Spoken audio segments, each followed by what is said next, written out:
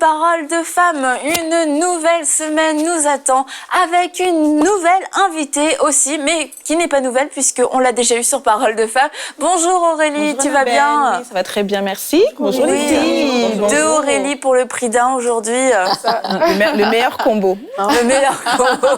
C'est vrai que les Aurélie, vous êtes super nombreuses, c'est incroyable. On va voir pour notre argent. Ouais. Attention, vous allez peut-être vous faire remplacer par des Aurélie aussi. Aurélie, tu es venue nous parler des relations, comment avoir des relations saines et épanouies comme nous-mêmes. Superbe exemple. Je vais vraiment écouter cette semaine afin d'être au bénéfice de votre sagesse, mesdames et mesdemoiselles. Donc, comment avoir des meilleures relations parce que tu partages aussi régulièrement dans ton blog, que je rappelle, le carnet de Lily, tu racontes souvent des histoires par rapport à tes relations, comment tu as évolué, comment le Seigneur t'a vraiment restauré, guéri, etc. Donc aujourd'hui et toute la semaine, on va parler de ça. T'es d'accord? Ah oui, tout à fait. C'est un sujet qui te tient à cœur, les relations. Ah oui, vraiment. Mais je pense que oui, ça me tient à cœur, mais ça tient surtout au cœur de Dieu, parce que c'est un Dieu qui est relationnel. Donc, c'est ainsi qu'il nous a créés. Il veut qu'on ait des bonnes relations. C'est dans sa volonté. Donc, c'est important que les gens soient équipés, justement, pour entrer dans le plan de Dieu. C'est sûr que Dieu est relationnel, comme tu dis. Quelquefois, les relations, ça a l'air comme nul comme sujet. Non, mais c'est comme, on est super spirituel et tout, mais tout dans l'évangile nous pousse à aller vers l'autre et d'avoir un comportement qui va t'animer par l'amour. Et ce comportement animé par l'amour super spirituel, il va devoir se manifester d'une manière ou d'une autre. Donc, on va voir comment il doit se manifester, comment il ne doit pas se manifester aussi. Et pour commencer, on va parler du rejet. Exactement. Oui, donc en fait, c'est ça, parce que on serait surpris de voir qu'il y a beaucoup de gens encore aujourd'hui qui souffrent du rejet. Tout à fait. C'est vraiment, moi je trouve que c'est une des choses que l'ennemi utilise beaucoup pour garder les gens captifs, pour les garder, pour les empêcher justement de rentrer dans le plan de Dieu pour leur vie. Personnellement, c'est quelque chose que j'ai beaucoup vécu en grandissant depuis l'enfance en fait. J'ai vraiment subi tellement de rejet qu'en arrivant à l'âge adulte, je me disais, bon, personne ne va m'aimer, personne ne va m'accepter. Et je faisais tout justement pour être aimée et acceptée. Et ça a été très difficile au niveau relationnel parce que faut pas oublier que quand on souffre de rejet, on a vraiment du mal non seulement à ouvrir nos cœurs aux autres, mais on a du mal à recevoir l'amour de la part des autres. Donc ça prend vraiment que le Seigneur, ça prend une intervention divine littéralement par rapport à ça. Mais toi, ça t'a suivi même après avoir rencontré le Seigneur? Ah oui, vraiment, même après. Ben, c'est sûr que quand j'ai reçu Jésus il y a quelques années dans mon cœur, j'ai connu le Seigneur. C'est sûr que la première chose que Dieu a dû faire, c'est me remplir de son amour.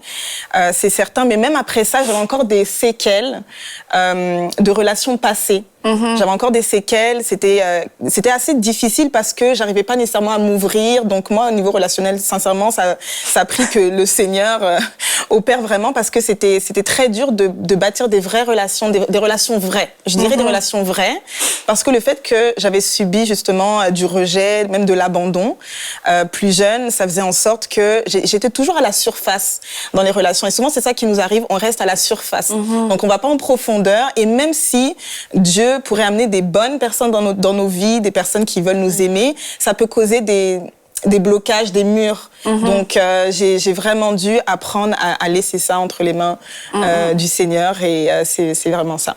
Et ce qu'il faut dire aussi, c'est que le rejet, c'est pas parce qu'on peut en faire tout un grand mot. C'est le rejet, personne ne m'aime.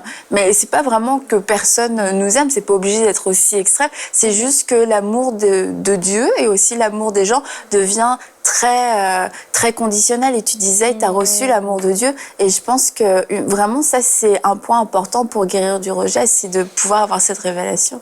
Mais comme Aurélie parlait, c'est que quand elle a reçu Jésus, elle a dit, j'ai reçu l'amour de Dieu. Je pense que l'amour de Dieu en dose massive nous permet de comprendre, nous permet de guérir vraiment, parce que si on est rempli de l'amour de Dieu, eh bien, on peut pas être rempli de rejet. C'est comme les deux sont pas compatibles. Puis je pense qu'en étant rempli de l'amour de Dieu, on comprend aussi qu'on est accepté dans cet amour-là. On comprend l'acceptation Probablement, c'est ça que tu as vécu. Exactement. Mais l'amour de Dieu, c'est ça, c'est qu'on est accepté inconditionnellement de notre Père. On est aimé, on est accepté. Donc, si on est accepté de la personne la plus importante de l'univers, Dieu le Père, eh bien, l'esprit de rejet peut pas subsister, peut pas demeurer si on demeure dans l'amour de Dieu. Mais c'est sûr, c'est que quand tu es quelqu'un qui a beaucoup souffert de rejet, quand on s'approche de Dieu, c'est même difficile de croire que Dieu nous aime gratuitement. C'est quasiment une impossibilité. Déjà, dans d'autres émissions, on a parlé de la difficulté quand on a eu un mauvais père, de voir en Dieu un bon père. Mais dans les histoires de rejet, c'est la même chose. Quand on a vécu du rejet sur rejet, c'est des blessures qui remontent à tellement loin, qui sont tellement profondes et qui ont tellement conditionné notre comportement que même quand on entend parler de l'amour de Dieu, ça devient quasiment mais non, mais Seigneur, tu m'aimes, mais il faut que je donne quelque chose en retour. Exactement. Il faut que je performe, il faut que je prie des heures et des heures, il faut que je lise ma Bible des heures et des heures. Et en fait, il y a la tentation de la performance quand on a eu du rejet pour prouver à Dieu qu'on est digne qu'il nous aime. Il faut sortir de ce cercle-là et comprendre et se laisser, comme disait Mathilde, immerger dans l'amour de Dieu. Et ça, on l'a que quand on s'approche de Dieu et qu'on se laisse porter par la vague. Il y a souvent cette image, tu t'avances dans le courant du fleuve et puis tu te laisses emporter par le fleuve.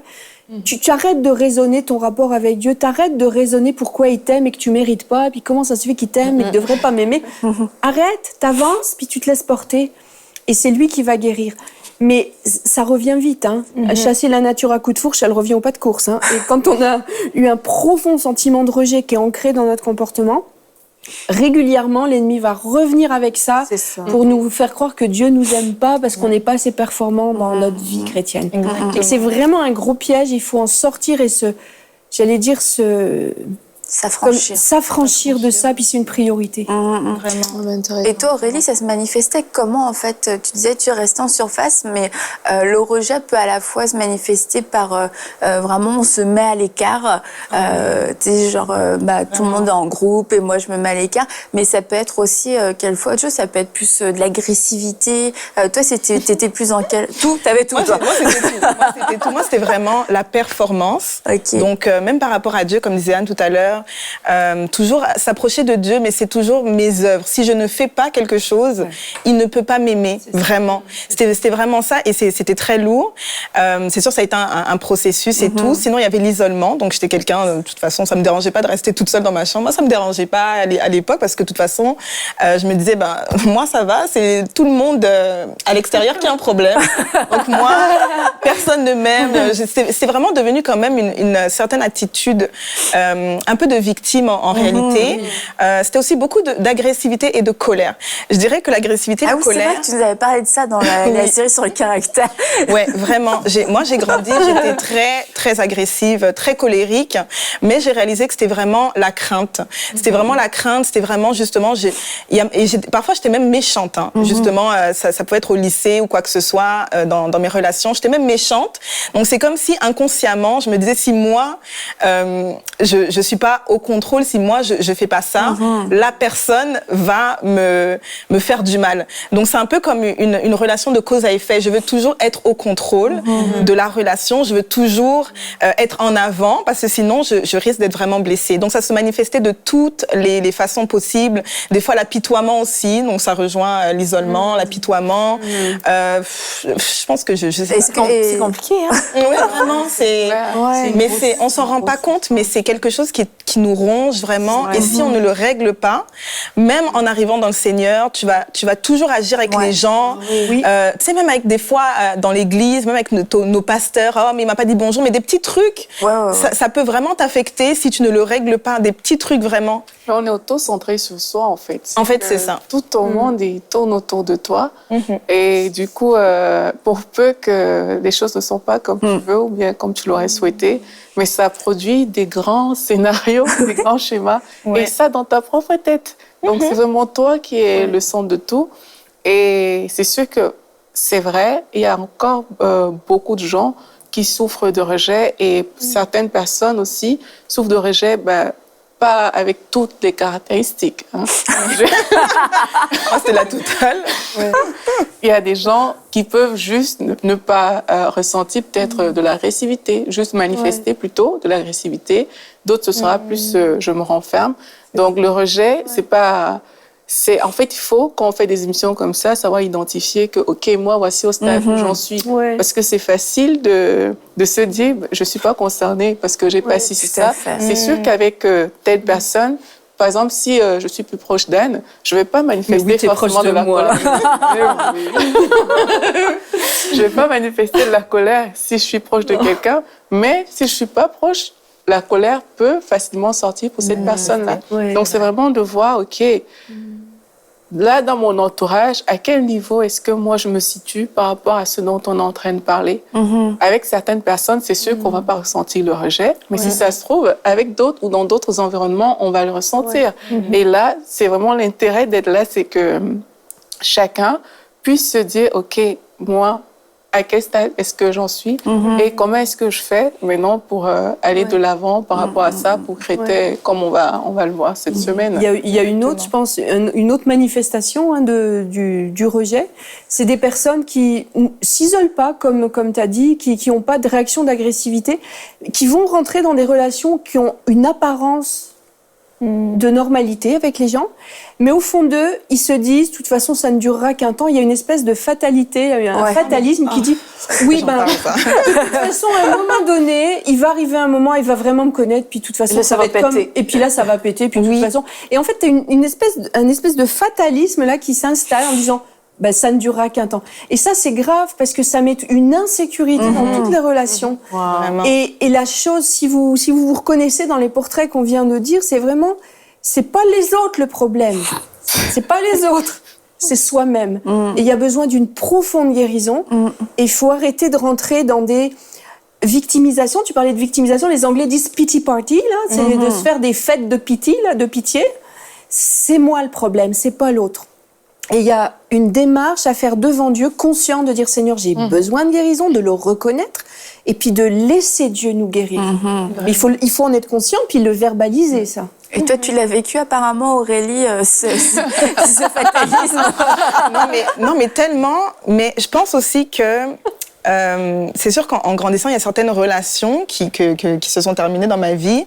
Et ça m'a tellement laissée avec un espèce de traumatisme que, sincèrement, j'avançais dans ma vie. Mais à chaque fois, dans toutes les relations que j'avais, je me disais toujours, bon, de toutes les façons, la personne, à un moment donné, elle va partir. Ouais, c'est ça. Donc, j'avais vraiment, justement, comme dit Anne, j'avais tellement un fatalisme et ça me rendait toujours craintive. Donc, j'arrivais même pas à aller jusqu'au bout parce que je me disais, mais elle va me quitter. Donc, ça faisait ressortir en plus de vraiment, pire, là. Non, mais vraiment, c'est vraiment négatif, en tout cas totalement négatif. Et c'est vraiment quand je suis arrivée dans le Seigneur.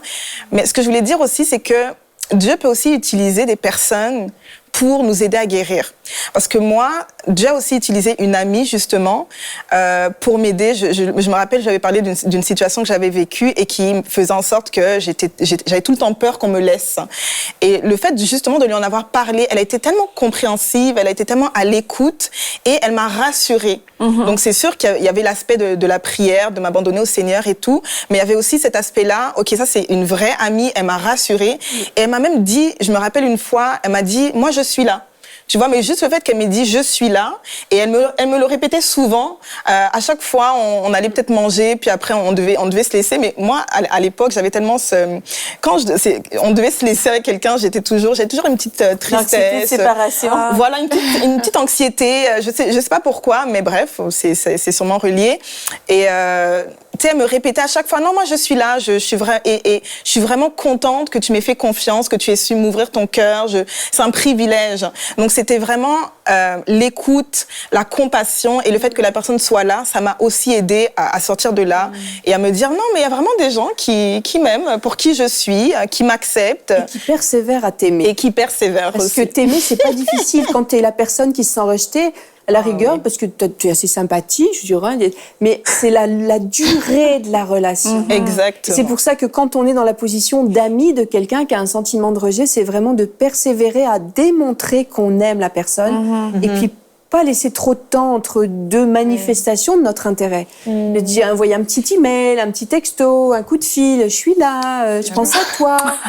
Parce que dans la tête de la personne qui a été rejetée, le message qui va passer, c'est « Ah ben voilà, encore une qui m'a laissé tomber ». Mais je pense que Exactement. c'est ce qu'elle explique, ce sentiment d'anxiété ou cette peur-là. Je crois aussi que c'est un mécanisme de défense Ouais. Ben oui. que l'âme se crée pour ne pas Être avoir blessée. une plus grande peine, pour se protéger des blessures. Ah, mais bien Parce sûr. que si dans ton vécu, il y a des gens qui t'ont aimé et abandonné, aimé, abandonné, aimé, abandonné. Exact. Que ben là, tu dis, ben, c'est le pattern que tout le monde fait. Donc, si je me mets dans la tête que toutes les relations sont ainsi, eh ben, je me protège comme ça, ben, ça va faire moins mal quand la personne va partir. Exactement. Mais en fait, c'est ça, il y a des gens qui sont là pour rester et c'est là que la guérison C'est même une vraiment source de Dieu d'étonnement, est tu te super dis. important. Ouais. Waouh, cette personne-là est même toujours. Waouh, Oui, comment ça se fait? vraiment. Vraiment.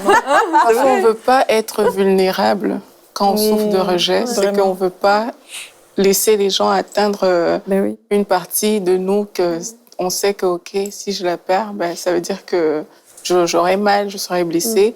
Et moi, je pense qu'une des choses aussi, c'est d'accepter ça, d'accepter d'être vulnérable quelque part. Là, on ne va pas se limiter dans les relations. Ça va nous empêcher de penser plus que ce que la situation est en réalité. Mais le désir d'aller... chacun a quelque chose à donner, en fait. Ouais. Chaque personne a quelque chose à donner et de la même manière qu'on s'attend à ce qu'on nous donne de l'amour, mais nous aussi, on a quelque chose à donner dans la vie Ça, des ça, gens. c'est bon. On a aussi un amour qu'on doit déverser dans ces vies-là. Et quelqu'un qui souffre de rejet, mais se prive de déverser dans la vie de l'autre parce que la personne attend qu'on déverse tout chez C'est elle. ça. Et c'est accepter parfois juste d'être vulnérable et de se dire, mais moi, j'ai quelque chose à donner avant de vouloir être la personne qui puisse. Et on sait, la Bible nous dit qu'il y a plus de bonheur à donner qu'à recevoir. Mais on sait aussi que, quelque part, donner va impliquer que tu reçoives. Et la roue va tourner ainsi. On ne sera plus dans la position de la personne qui est en attente complètement, mais le fait de donner va nous faire non seulement recevoir, et puis le fait de bénir la vie d'une personne, ça va nous donner d'autres d'autres sentiments, un sentiment de joie, un sentiment de paix, de réussite. Et ça va nous sortir de... Et j'aimerais... Vas-y. De toute façon, je voudrais vraiment mettre les Je lève la main dans mon émission. De toute façon, franchement, pour avoir été dans le ministère pastoral plus de 20 ans, la grande majorité des gens ont une très bonne raison d'avoir un sentiment de rejet. Oui. Entre ceux qui ont été abandonnés, ceux qui ont divorcé, ceux qui ont eu des relations qui ont cassé, ceux qui ont des parents qui se sont fâchés avec eux à cause de leur foi, ceux qui ont été injustement traités dans une situation de travail. J'allais dire, c'est quasiment tout le monde. Donc, à la rigueur, tout le monde aurait des bonnes légitimes raisons de se sentir rejeté. Donc, à un moment donné, on a tous besoin les uns des autres. Et comme disait Aurélie, la meilleure cure, c'est d'aller vers l'avant et de déverser de l'amour dans la vie des autres et de l'intérêt. Parce que de toute façon, déjà, tu vas faire du bien à quelqu'un qui certainement se sent aussi rejeté. Puis comme disait Aurélie, c'est une pompe qui s'amorce. Tu vas donner de l'amour et tu vas en recevoir. Donc plutôt que d'attendre, comme tu disais, dans la position d'attendre, dire « Oh, personne ne m'aime, personne ne s'occupe de moi. » Bah, occupe-toi des autres. Et puis tu vas voir que la roue va commencer à tourner et tu vas recevoir. Vraiment. Puis vraiment laisser... Mais c'est pas possible, je peux pas en faire. J'allais Plus de dire rejet, là. Aïe, aïe. Pas la parole. Non, mais j'allais dire, c'est de vraiment, c'est oui, donner, mais recevoir l'amour de Dieu d'abord aussi, parce que souvent, il y en a, on est tellement avide que on sent pas qu'on n'a donner. rien vraiment apporté aux autres. Donc, comme disait Mathilde aussi tout à l'heure, c'est vraiment de recevoir l'amour de Dieu. Et il y a un verset qui dit justement, ça c'est un verset que Dieu a tellement utilisé dans ma vie, dans Psaume 27, verset 10, ça dit « Même si mon père et ma mère viennent à m'abandonner, l'Éternel m'accueillera. » Et ça a tellement été une source de réconfort, de soutien pour moi, de savoir que j'étais acceptée. Donc, quand tu veux guérir justement de rejet, c'est vraiment important de te dire, Dieu t'accepte, il t'a accepté et j'ai pas besoin de faire quoi que ce soit, il m'a déjà accepté. De toute façon, en Christ, on est déjà accepté. Donc, c'est vraiment, vraiment très, très important. On a un grand prix à ses yeux aussi. Amen. Tu peux parler, Annabelle. Merci. Ah non, je veux plus maintenant.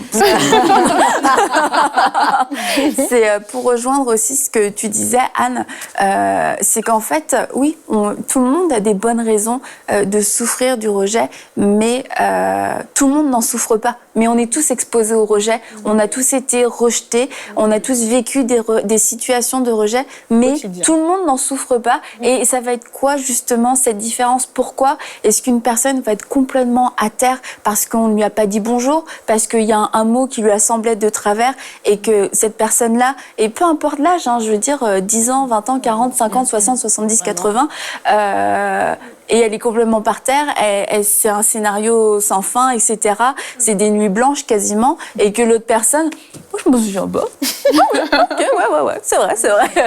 Et on se dit, c'est quoi la différence? C'est qu'il y a eu un cœur, il y a un cœur qui est fertile au rejet, qui souffre du rejet, et il y a un cœur qui est assez sécurisé dans l'amour de Dieu pour pouvoir faire face au rejet et ne pas en souffrir. Donc c'est ça, c'est que tout le monde, on fait tous face au rejet, et ça je crois que c'est important de se le rappeler. C'est pas juste quand tu as été abandonné, quand t'as... Oui, voilà, c'est que tout le monde, un jour, tout le monde t'a mal parlé, tout le monde t'es pas d'accord avec toi de façon plus ou moins violente. Enfin bref, c'est arrivé à tout le monde, il me semble, mais tout le monde n'en souffre pas. Et puis un point aussi qui est très important concernant le rejet, tu parlais de ton ami qui t'a aimé, etc.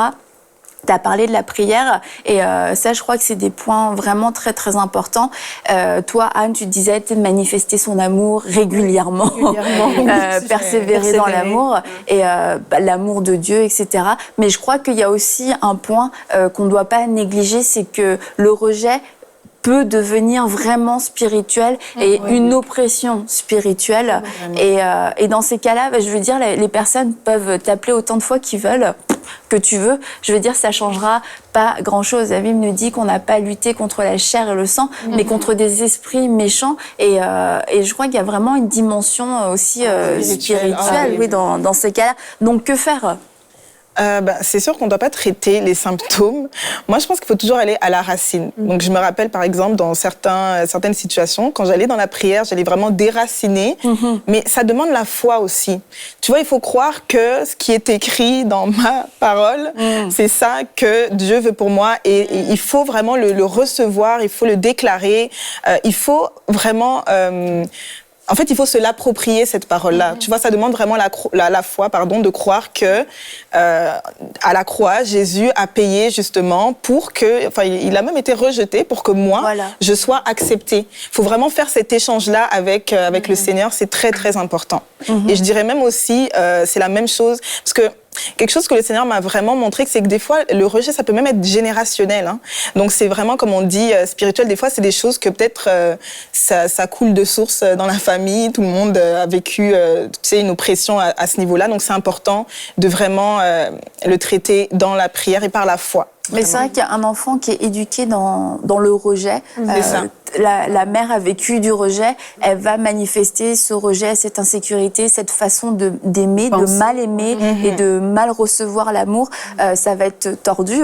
Et du coup, on le reçoit de ces façons-là. Et c'est vrai qu'il y a vraiment besoin de briser ces choses qui ont été installées dans nos vies. Mais en Christ, on a été racheté. En Christ, on a été racheté à un grand prix. On a une grande valeur. Est-ce qu'Aurélie, tu voudrais prier pour ces personnes? Ah oui, pas bien Aurélie, sûr. toi. Ok. Prier pour toutes ces personnes qui se sont reconnues aujourd'hui, qui se disent, c'est vrai, moi je me sens, j'ai du mal à recevoir l'amour de Dieu, j'ai du mal à recevoir l'amour des autres, et ça me fait mal au final, et je veux que ça change. Je veux plus vivre dans cet état-là, parce que. Bien sûr, bien sûr. Amen. Alors Seigneur, je veux te dire merci Seigneur d'avoir ouvert les yeux et le cœur de toutes ces personnes qui nous regardent aujourd'hui, Papa. Merci Seigneur de venir guérir, Seigneur, chacun de leur cœur, de venir déraciner, Seigneur mon Dieu, tout ce qui n'est pas de toi et tout ce qui les empêchait d'aller de l'avant, tout ce qui les gardait captifs, Seigneur, dans les choses du passé. Je te dis merci, mon Dieu, mon roi, pour le sang de Jésus qui les couvre et qui les lave, Seigneur mon Dieu. Et je te dis merci de ce qu'ils sont acceptés en toi, Seigneur. Merci de déverser un amour sur surnaturel, une abondance, un flot de ton amour qui vienne, Seigneur, transformer leur cœur et les aider à aller de l'avant. Que ce soit aujourd'hui, Seigneur, un nouveau départ pour chacune de ces personnes dans le nom de Jésus et que seul ton nom, Seigneur, soit glorifié dans leur vie. Amen. Amen. Amen. Eh ben, merci Aurélie. Et vraiment, on veut vous encourager à tenir ferme dans cet amour, à vous enraciner, comme nous dit la Bible, dans l'amour de Dieu et que vous puissiez découvrir la hauteur, la longueur, la largeur, la profondeur de l'amour de Dieu. Et j'aimerais terminer en vous lisant le verset Proverbe 11, 25. L'âme bienfaisante sera rassasiée et celui qui arrose sera lui-même arrosé. Vraiment, remplissez-vous, soyez rassasiés de l'amour de Dieu, passez du temps dans la présence de Dieu et comme Anne disait, la pompe sera amorcée et celui qui arrose sera arrosé. Et là, votre âme va être rassasiée, votre âme n'aura plus faim et soif de l'approbation humaine, d'un coup de fil d'une personne, etc. Les autres ne vous feront plus vivre, ce sera plus votre source sera Dieu directement. Et nous avons besoin d'avoir une âme rassasiée parce que si notre âme a faim, si notre âme vit une famine émotionnelle, on va vouloir aller partout, un petit peu partout. Et c'est dans ces moments-là qu'on est aussi vulnérable pour s'ouvrir à des relations qui ne sont pas bonnes pour nous parce qu'on va prendre n'importe quel amour, du mauvais amour, un amour nuisible, un amour violent, un amour malsain, parce qu'on va avoir l'impression d'être rassasié. Donc soyez exigeants sur votre nourriture. Je vous recommande une nourriture gastronomique pour votre âme, que votre âme soit rassasiée. Et on se dit à demain pour une prochaine émission de Paroles de Femmes.